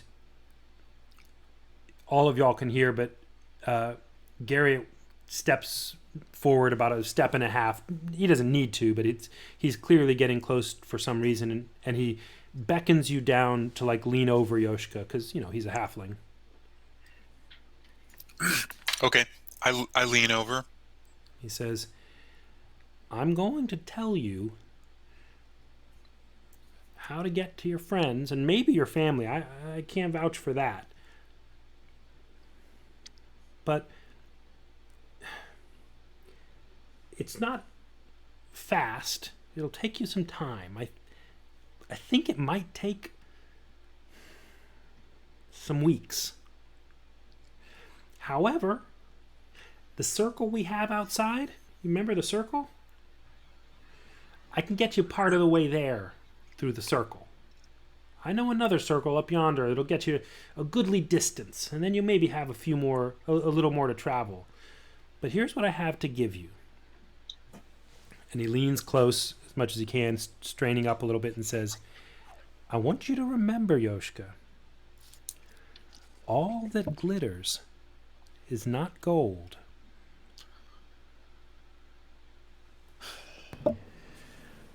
Well, you hear him, that exact phrase in his exact intonation repeated back. And you see Ink and Tink just kind of looking back and forth at the two of them. And Gary chuckles a little. Well, let's take a look at what we got. And he, you'll remember the inside of. Let me describe the inside of his home. It is sized for a halfling, although you're not uncomfortable there. It's got tall ceilings for a halfling, which makes it, standable for you taller sorts. He's got a large table in the back room there. Most of his house is largely unfurnished, but he has a back room, and you see him walk up to it, and he taps it several times with his cane, puts his hand into his pocket, rubs his hands together, and some magical swirling happens in the dimly lit torchlight of this front room. Yes? Roll it. Did he do the hand thing? He did. It's a little bit different than he was doing before, but roll your perception. Not good. Okay, just not good. It's good enough for me. 7. Okay, so and you see him doing something a little different, but you can't quite catch it.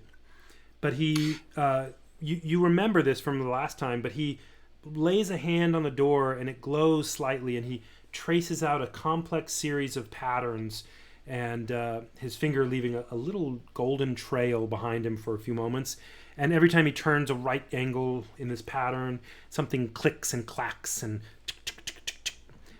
And the door, after a few seconds, pops open on one side, and he invites you in. This room in the back is different than the front of his house. That he's only got a few rooms here, but he's got 3 rooms. But this room in the back is different. He closes the door behind him and does a much simpler series of symbols on the door. There's a large table covered with it's some kind of wool or felt that's a nice black one. You've seen him before. He dumps components on there and it makes him very visible and easy to see. It's got a hearth with a nice fireplace. It's not a big room, but it's big enough for all of you. And he invites you to sit, and he motions to Toll to sit close, and also to Belvari to sit up on the front of the table. You can imagine it almost looks as though you're at a blackjack table like in Las Vegas, right? It's kind of a rounded front. He uses this for trading sometimes when people have more valuable components. He sits behind it, and Toll and Belvari, you are invited to sit up close. The other 3 of you are welcome to, you're also there and participating, but these are the 2 who have something. Inkatink cruises by those runes and eyeballs them as he's walking past them, and then finds another spot and stands next to Diamondback, whatever. Cool. Toll will join, or he will accept Garriott's offer and seat himself. And then Belvari, what do you do? I will get right up in there. Okay. So Belvari and Toll are sitting there at the table. The other 3 of you are behind and, standing or sitting as you like. And the first thing Garriott says is he puts his cane down, but he taps his finger onto the black of the sort of felt or fabric or wool or whatever it is, and says, well, put him here.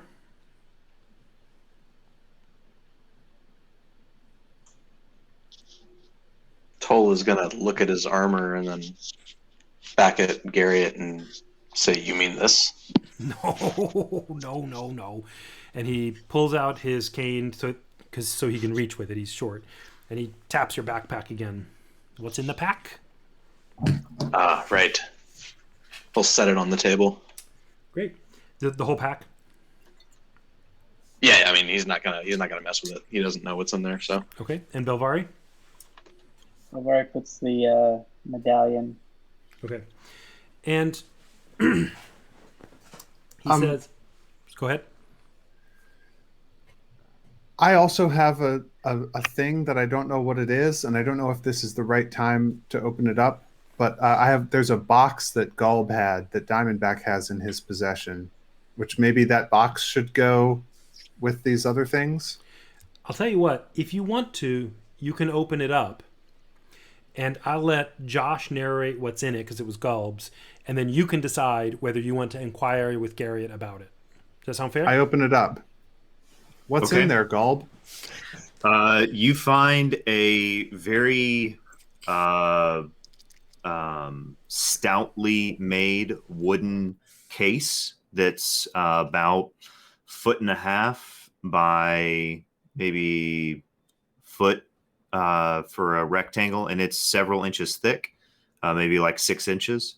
And there's a clasp on it. There's no lock, but there is like a finger that like keeps it closed. And when you peel it open, you find a book that has a lot of runes that if anybody who speaks Giant sees it, you would recognize Giant language. And it appears to be some sort of set of holy teachings from the storm goddess. It is a set of religious teachings that he has fled his village with. I will definitely place this magical looking book that might be a spell book or a tome with the other things for Garriott to tell me about.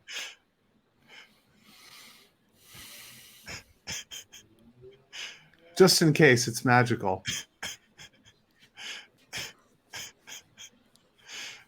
So, Robert, you seem to be muted.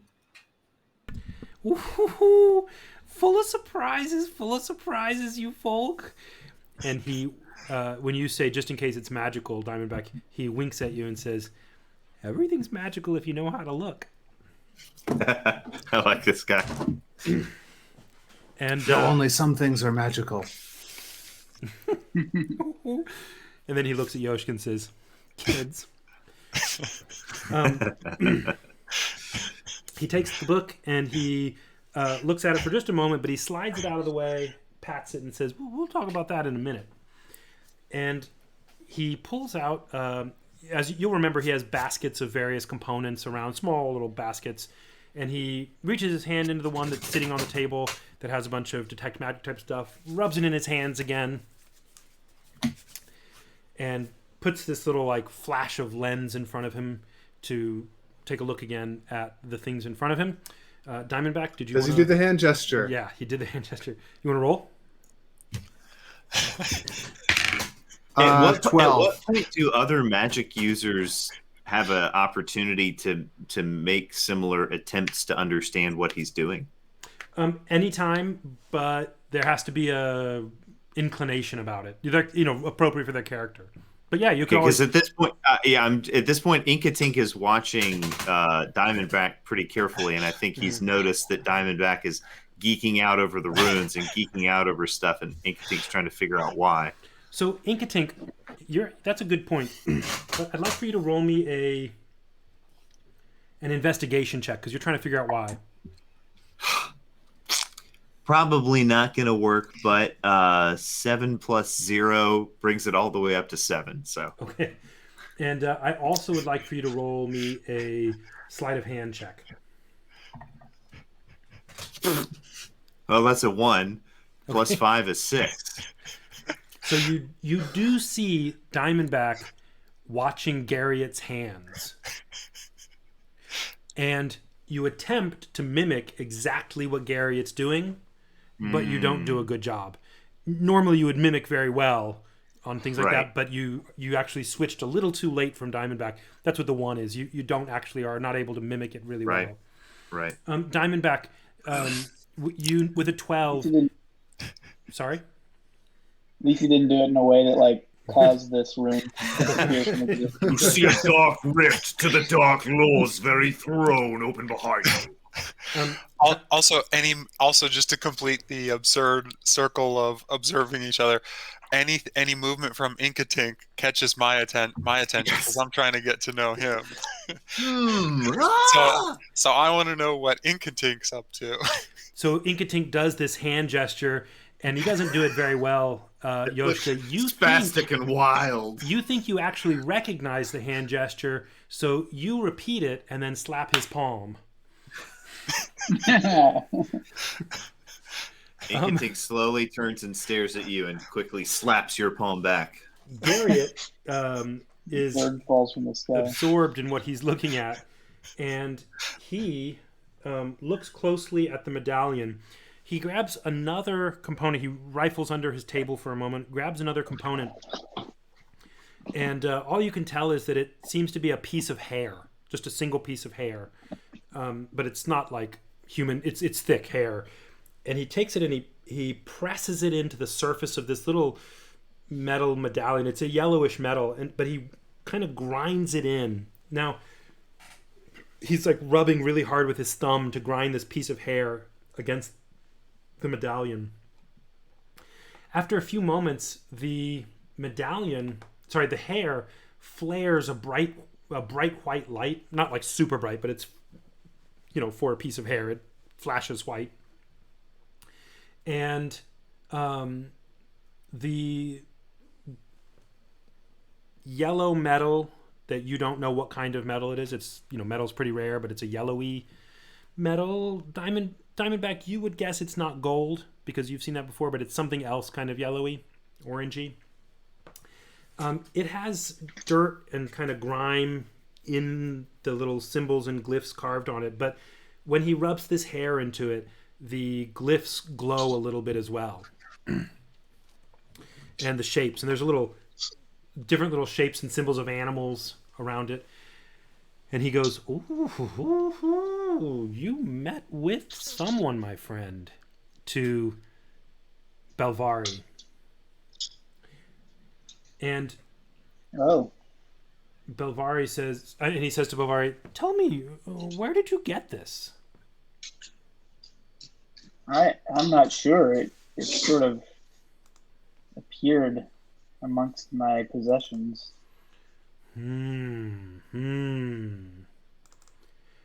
He reaches into, he gets up from his table, walks over, and you actually see him disappear around a stone corner, the corner of his hearth.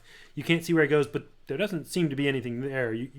It's around a corner. There's not a whole lot of space there, but he's gone for what seems like 2 or 3 minutes, and he comes back from around the corner of the hearth and walks back to the table, and he has several components, and he says, well, we'll deal with this in a moment.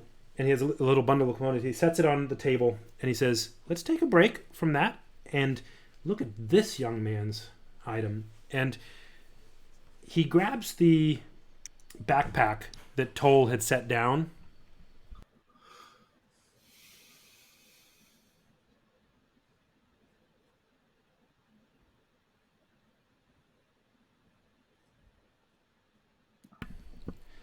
Sorry, I was talking to a kid. And so he goes around and, he reaches up, grabs the backpack respectfully. He can tell, he's going through someone else's stuff, and it's a recently departed, he remembers. But he pulls out several items. There's just little things in there, which I'll tell you about what Splint had on him later. And finally, he pulls out a small machine, a contraption, sets it on the table, puts everything back in the backpack, and gives the backpack back to Toll. This contraption it's got to be only a few inches on a side, maybe 4 inches tall, 3 inches thick, and only about 1 inch wide. And it has little moving parts and gears. And it's made of a combination of wood and stone and metal. There's a couple of gears and little tiny levers, not teeny tiny, but small bits. And so you can imagine this item, right, has some moving parts to it. And Garriott studies it for a moment and says, do any of you know what this is? No. Okay. Well, this is a contraption that not everyone can use. but you can take components, and he flips a little cap, and you can see a spot, and he says, and if you use this stick and shove the component in here, and you add a few things, and there's this little beaten up metal tube that's got maybe a half-inch diameter hole in it. It's like a little vial kind of, and he puts it under this one spot. He grabs a component that he has. He forces it in. Grabs one of his detect magic components, forces it in. Another component, forces it in, and he says, "And I need one more thing." And he looks over at Diamondback and he says, "I know you'll appreciate this, but the rest of you, just bear with me. Belvari, could I have a few drops of your blood?"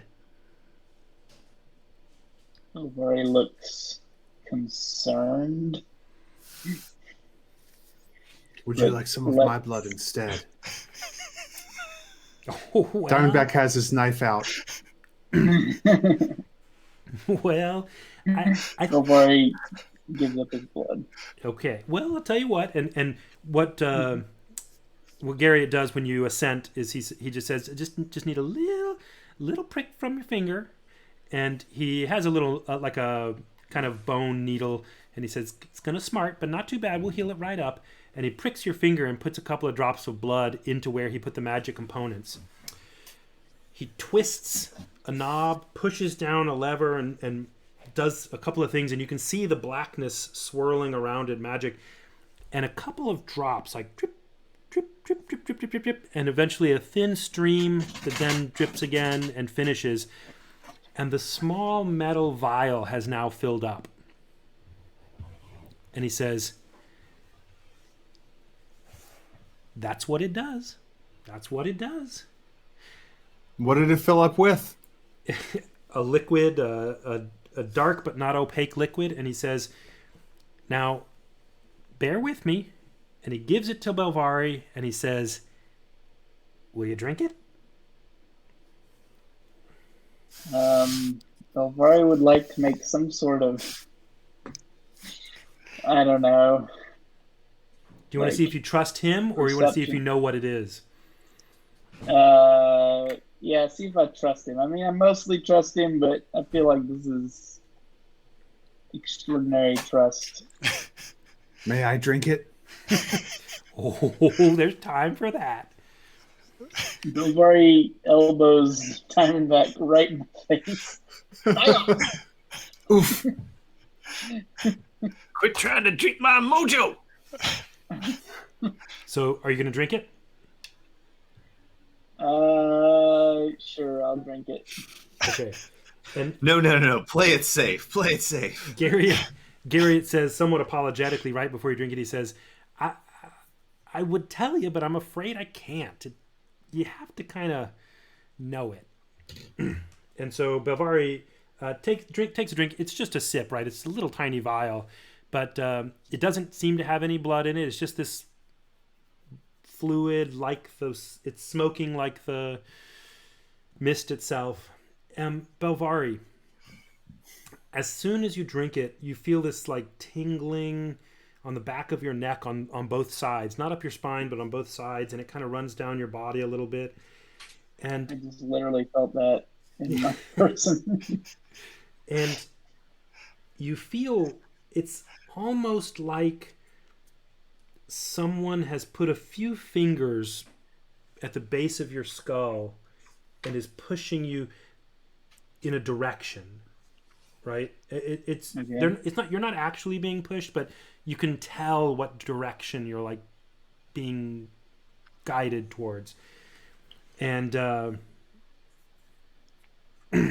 Garriott says, "So, where is it?" I start walking in that direction. Well, you're actually, so you're sitting in front of the table, right? And the direction is directly, just to give you a description, the direction is directly in front of you. So if you can, but you'll be walking straight. You'll go around the table or over the table, I guess, if you wanted, and towards the other, the back side of his room, which you're welcome to do. I just wanted to tell you which direction it was. I gotcha. Yeah, I'll kind of, assuming that it's not just on the table, I will stand up and start making my way around the table and seeing if it changes or. Yeah, you make your way around the left side of the table, which is towards the fireplace, and as you do, and you get all the way around towards Garriott's side, the force is now pushing you slightly back to where you were. As a matter of fact, as you went around the table, it was always pointing towards the table, and now you have a clear and distinct impression that it is towards the medallion. Okay, so I'll point at the medallion. I'll put my finger on the medallion. I knew it. I knew it. And as soon as that's what Garriott says, and as soon as you touch the medallion, you stop feeling the pressure. Oh, okay. And Garriott says, "Well, you don't feel nothing anymore, do you?" Mm-mm. No, that means it's true. Garriott reaches over, grabs his walking stick, and the little metal thing at the top, he puts his hand on it, and he excuse me, he puts his hand on the top of, like, his palm, flat on the top of the cane, on the metal cap that it has on it, and to your great surprise, all of you, he says a couple of words, and he's got his finger up in the air, and dancing lights appear in the room. No black smoke. No black smoke, and Diamondback no wants components. to see what hand gesture he made. Roll. Can I make an intelligence check or a sleight of hand check to try to be able to emulate 16. You may. Here's what I want you to do. Each of you roll an investigation check. And I heard your 16, Diamondback. Each of you is in Inkatink How about a and natural Diamondback 20? or everybody. Everybody. 21. Okay. 20 for me as well. Okay. 20 for Toll as well. Wow. D&D Beyond's handing out the 20. The low score Oh, of boring. 17. 17. Blood. Wow. You're That was. sad 17. And Inkatink, what'd you roll? it? 2. 2. Okay. Oh. Inkatink, each one of you is enraptured by this because you did not see any components, and no black smoke of magic exactly. You're not exactly sure what you did see, but the lights appear in the room. Inkatink, you mimic his gesture perfectly, and nothing happens. The rest of you figure something out. He didn't use a component. He said, and he kind of moved and did something, but you do notice that the room sort of brightened a little more than just from the lights, as though he had kind of almost drawn the magic from the air around him rather than through a component. And From the weave. That's right. That's right. And he tells Belvari, he says, "Young man, hold this in your hand." I take it. And you hold it in your hand, and he says, "What I made for you, it's a potion, like the water breathing I gave you before, although that was done a different way. This is different. And that potion, it's a special recipe. It's how I found my staff. It's how I found the metal, this little cap on my staff. Each person can find in this forest a kind of item that helps you to focus the magic of the wood, the mist. And you can make spells without components at all. Most people don't know it, and these machines are rare. I haven't seen one in many, many years. But I can show you how to do the potion. I can show you how to make it. And Mr. Belvari here, you should be able, I don't know if you know how any spells to cast, but you should be able to cast a spell without a component at all if you can figure out which spell it is. And just to draw back for a second, you've just unlocked your first magical focus with which you can cast normal D&D spells with spell slots and everything. Woohoo!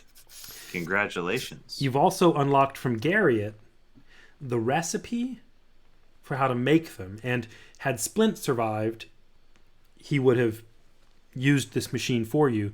We'll talk about that next episode. But it is now late o'clock, as I tell my kids, and time for us to stop this episode. Next episode, we will get you young fellers on your way, armed with your new armor, this gift he has given Yoshka that Yoshka may or may not be able to understand yet, and the promise, the hope for each of you that you may be able to cast spells without components, with components too, of course, but also without, which is an astonishing happening and quite an advantage in any situation.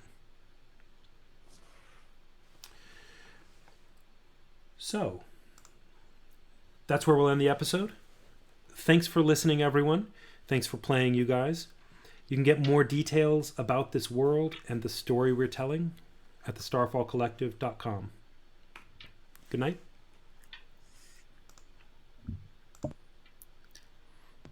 Thanks for mastering our dungeon. Nice.